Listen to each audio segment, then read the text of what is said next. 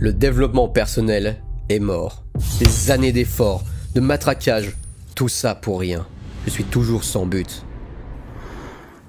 Et je n'ai toujours pas d'espoir pour l'avenir. J'ai passé des heures, j'en étais obsédé. Je voulais absolument quitter ma boucle. Et malgré tout, j'ai juste fini par tomber dans le néant. Certes, j'ai un meilleur corps, une meilleure santé, plus de compétences et d'argent. Mais au fond de moi, je sais que je n'ai pas avancé. Le développement personnel est mort, et moi, je suis dans l'abysse. Ouais, je sais, elle fait mal comme intro. Et le pire, c'est que je vais en rajouter une couche. Car cette mort, cet abysse du développement personnel n'est pas contenu qu'à toi, qu'à un seul individu.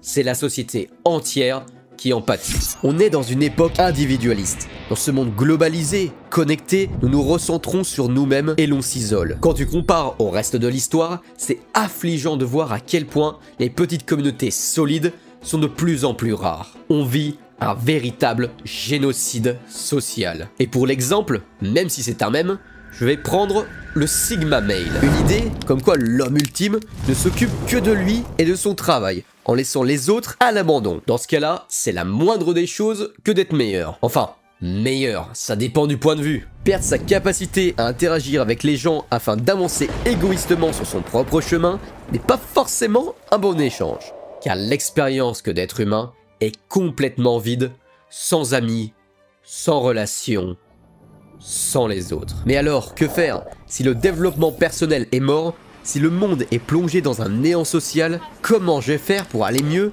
et devenir meilleur? Je suis condamné à ne rien faire d'important de ma vie? C'est ma naissance qui va dicter comment je vais vivre? Je vais pas te mentir, ta situation est pas au beau fixe. Mais si je te disais qu'il existe un secret, concept aussi vieux que la nuit des temps et qui est aujourd'hui complètement oublié. Pour moi, c'est le secret de développement. Je n'aurais jamais rien pu faire de ma vie si je n'avais pas ça. Et je suis 100% premier degré, c'est même pas une hyperbole. Sans ça, pas de Panthéo, et je dirais même pas de Théo tout court. Ce secret, c'est le développement collectif. Alors, c'est quoi exactement que ce concept? Pourquoi c'est aussi puissant? Je vais déjà répondre à ta première question. Et pour la seconde, tu vas vite comprendre, mais plus tard. Le développement collectif est un regroupement de personnes solidaires visant à atteindre un objectif commun, ou pour la faire moins littéraire, un groupe de gigachats déter voulant atteindre le putain de Valhalla. C'est encore un peu vague? Alors laisse-moi te donner quelques exemples. Les confréries, un ensemble de personnes se concentrant sur un thème en particulier, en partageant leurs connaissances afin de gagner en puissance. Du genre, un regroupement de paysagistes se liguant afin de faire les plus beaux jardins possibles et via le nom de la confrérie, laisser un standard de qualité inégalable, leur permettant à tous de gagner en renommée et revenus. Les bootcamps, où une multitude d'individus se rejoignent en un endroit afin de passer un moment en dehors de toute distraction extérieure. La seule chose qui compte, c'est le projet. Par exemple, une équipe e-sport qui passe 2 semaines ensemble à s'entraîner et vivant le jeu 24 heures sur 24, 7 jours sur 7 en prévision d'une compétition. Et finalement, les potes. Juste un groupe de bros qui se soutiennent et se poussent entre eux afin d'obtenir le meilleur de chacun. Ce groupe est particulièrement efficace car il est composé uniquement d'amis proches que tu respectes et que tu écoutes. Et aussi grâce à des phrases comme « Vas-y on chauffe et on le fait ensemble » et le fameux « Tu fais pas ça, t'es une s***». Je pense qu'avec le dernier exemple, tu as une multitude de souvenirs qui inondent ton esprit. Profites-en bien. Car maintenant, il est important que je te dise à quel point c'est incroyable. Et je résumerai ça en une phrase. La civilisation s'est bâtie ensemble.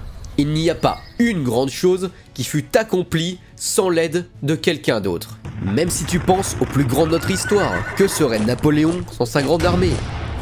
Où serait ton téléphone / PC sur lequel tu regardes cette vidéo sans les générations de scientifiques qui ont rendu ça possible? Ta maison ne serait pas là si les maçons, les ingénieurs, les architectes, les producteurs, les transporteurs et encore tellement que je ne peux pas citer n'auraient pas travaillé ensemble. Finalement, où serait l'humanité sans les premières tribus de chasseurs-cueilleurs? La réponse pour toutes ces questions est rien. Il n'y aurait rien. Et c'est pareil pour ta vie. Tout seul, tu peux faire d'énormes progrès, tu peux faire une découverte qui changera ton destin et qui sait, celui du monde. Mais à la fin, tu auras toujours besoin de quelqu'un pour aller plus loin. Maintenant que tu es inspiré, laisse-moi te donner concrètement les effets et les fondations des groupes de développement collectif. Le plus évident, c'est la motivation. Tu seras toujours plus motivé si tu as un partenaire qui te pousse en avant. Pense au Gymbro par exemple. Et ça fonctionne aussi dans le business. Et même si vous ne travaillez pas sur la même niche, ça fonctionne. Le fait qu'il y ait quelqu'un qui se donne à fond avec toi et te motive est extrêmement puissant, peu importe la niche. Et secondement, il y a le partage des connaissances. Vous pouvez vous partager toutes les idées utiles qui vous viennent en tête. Tout ce qui peut être utile à votre progrès. Il faut juste faire attention à la surcharge d'informations. Et dernièrement, l'environnement. Imagine être dans un endroit, une situation, que ce soit physique, littéralement tout le monde dans la même pièce, ou mentale. Tu ne parles qu'à ton groupe et vous ne parlez que d'amélioration. Et je suis certain que tu as déjà en tête l'ambiance de malade que ce serait. Bon, maintenant que tu es chaud bouillant et que tu as des étoiles dans les yeux, il est temps de te dire concrètement comment former son groupe de développement collectif. Alors, tu veux enfin joindre, voire créer ta confrérie? C'est tout simple. Tu dois juste mettre en avant les bons endroits, construire des bases solides, trouver des personnes de confiance, mettre en place un but commun totalement irréfutable, écrire des règles, construire une culture de groupe, conserver la culture du groupe, dénicher des nouveaux membres, les intégrer et enfin tout jouer avec le vent. C'est tout con, on est d'accord? Ouais, tu veux pas l'air très convaincu. Tu sais quoi? Je vais te faire un gros cadeau. Dans la description et le commentaire épinglé, j'ai mis le lien de mon bonsaï. C'est basiquement un site de newsteller où j'ai créé une procédure expliquant comment former ton groupe de dev collectif. C'est entièrement gratuit. Tu as juste à mettre ton mail ou te connecter avec Google pour aller plus vite, et c'est tout. Et t'inquiète, tu n'auras absolument aucun spam. Tu vas uniquement recevoir les mails que je vais poster, ainsi qu'une notification quand les nouvelles procédures seront sorties. Et si tu as la moindre question ou que tu as besoin d'un tips rapide, je te laisse me poser directement la question dans le groupe Telegram. Lien aussi présent dans la description. Durant une nuit sans rêve, un jeune homme souffrait. Il était là, seul dans le noir, à ruminer ses pensées et combattre un mal profond qui l'afflige. Il allait quitter son ancienne école et par extension, quitter ses anciens amis. Malgré le fait qu'il ne pouvait pas se retrouver sans personne dans ce lycée inconnu, il dit qu'il restera seul, et puis c'est tout. Il doit juste supporter ces dernières années et enfin partir travailler. Une vie monotone, sans risque, jusqu'à la retraite. C'est ça qu'il voulait. Les premiers mois furent difficiles. Comme prévu, il fut seul. Il parla bien à 2-3 personnes, mais rien de plus. Ce n'était pas rare qu'il restât isolé, appuyé contre un mur, en écoutant de la musique durant les pauses. Mais au moins, il admet que l'ambiance n'est pas aussi toxique qu'au collège, et qu'en général, les gens sont plus matures. Les mois avancent, la classe change, et les nouveaux arrivants sont vachement cool. Ils passent les cours de sport à discuter et jouer aux cartes. Les cours de français sont le parfait moment pour discuter de situations particulièrement horribles, mais avec une bonne dose d'humour noir, créant de nombreux fous rires. Cependant, il manquait toujours quelque chose. Une vraie connexion profonde. Et ce manque continua jusqu'à la dernière sonnerie du lycée. Un sentiment aigre-doux remplissait le cœur de notre jeune homme. Heureusement, la fin du lycée ne voulait pas dire la fin de cette amitié. C'était même la création de nouvelles connexions. Le renforcement des anciennes. Tout n'était pas rose et de nombreux dramas ont presque mis fin à tout ce chemin parcouru. Cependant, comme dit la citation, ce qui ne te tue pas te rend plus fort. Et c'est aussi le cas pour les relations humaines. Des profondeurs du chagrin et des feux de la colère sortait une amitié robuste. Et de cette amitié robuste sortit un lien de confiance et de respect qui permit de tout se dire sans peur. Grâce à cette franchise, ils purent tous s'améliorer. Le gamin timide est devenu beaucoup plus ouvert et plein d'espoir vers l'avenir. Il avait même des idées de projet avec un de ses potes. Il voulait devenir boursier et vivre libre, loin du métro, boulot, dodo, et après des mois de tryhard, des mois d'efforts, ils abandonna. Ils se sont rendus compte que la bourse était une véritable douille, mais cet échec ne signifia pas la fin de l'espoir. Au contraire, ils étaient encore plus chauds à l'idée de devenir libres. Cette fois-ci, ils décidèrent de se lancer sur le marketing et sur la création de contenu. Tous ces changements transforma totalement le jeune homme. Et pas seulement sur l'aspect professionnel, il passa de peureux, timide et maigrichon qui avait peur de demander son numéro à une fille, un mec confiant, sportif et qui ne loupe pas une opportunité. Et surtout, il avait fait du French Dream, qui était son but le plus important à l'époque, un ennemi face auquel il ne tombera jamais. À ce jour, le gamin est devenu un homme respectable. Et il est là à vous parler. Cette histoire, c'est mon histoire. Le développement collectif poussé par mes potes a radicalement changé ma vie. Sans eux, je serais toujours ce connard timide et effrayé qui aurait tout donné pour le faux prophète du French Dream. Merci pour tous les bros. Sans vous, j'en serais jamais là. Alors, c'est ça la solution? Trouver des bros qui sont là pour te porter jusqu'au bout?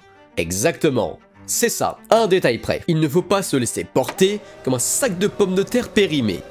Tu dois aider les autres autant qu'ils t'aident. C'est logique. Sans oublier d'être brutalement honnête quand ils font de la merde. T'es une merde! Faut dire les choses, bordel. Quand t'es une merde, t'es une merde. Et aussi, pour donner un maximum aux autres, tu dois repousser tes propres limites. C'est pour ça que le dev perso est un élément important du développement collectif.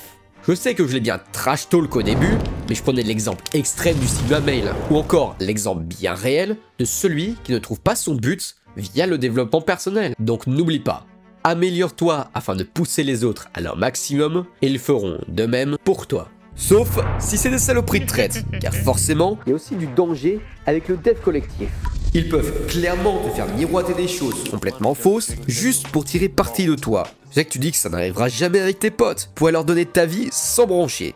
Le truc, c'est que tes amis peuvent être des anges, mais ça ne veut pas dire que ton groupe partira sur la bonne direction, car vous pouvez très vite vous retrouver dans une echo chamber, où, basiquement, vous entretenez vos délusions et opinions mal fondées sur le principe que c'est beaucoup plus agréable d'être avec un groupe de gens qui partagent ton avis et ne te contredisent jamais. Et forcément, c'est très mauvais pour n'importe quel type d'activité. Et finalement, il y a l'option qu'un membre en particulier prenne la tête du groupe et installe un culte de la personnalité, faisant de lui une figure intouchable. Après bon, c'est extrêmement rare, j'abuse même, mais on sait jamais, avec un effet papillon assez tordu, la vidéo pourrait peut-être mener à la création d'une secte. Donc, je me protège, faites votre sacrifice de votre côté, et me faites pas chier. Et malgré tous les points dangereux, le développement collectif vaut le coup. Comme je l'ai dit, il n'y a pas de grande réussite humaine sans collectif. Certes, il y a des élus, des grands qui peuvent donner une impulsion monumentale, mais sans personne pour porter leurs idées de façon pratique, rien ne serait fait. Exemple, le Z-Event. Rien ne serait fait sans Zerator, c'est certain. Mais Zerator n'aurait jamais pu récolter autant de dons sans les dizaines de streamers présents et les viewers sur Twitch. Et on peut aussi citer la fiction. Aucun personnage d'une histoire un minimum bien écrite n'aurait pu faire grand chose sans aide. Je pense à Guts, qui malgré sa force exceptionnelle aussi bien mentale que physique, serait mort sur un champ de bataille sans nom, contre un apôtre de plus sur sa route, ses compagnons n'étaient pas présents. Ou encore à Frodon, qui n'aurait jamais quitté la comté sans la communauté de l'anneau, plongeant le monde sous le règne de Sauron. Peu importe l'exception, peu importe la grandeur, sans soutien, elle ne serait que géant au pied d'argile. À notre époque, plus qu'aucune autre avant, avec nos moyens modernes, on pourrait faire tellement plus si on était unis. Et ce, peu importe l'échelle. Que ce soit un groupe souhaitant s'améliorer ensemble, une confrérie voulant créer un business, un peuple voulant écrire l'histoire. Le pouvoir du collectif est la voie empruntée. Elle le fut toujours. On l'a simplement oublié. Maintenant que tu as réalisé l'impact des relations humaines, je n'ai plus qu'une chose à te dire. Dépêche-toi, ton groupe t'attend.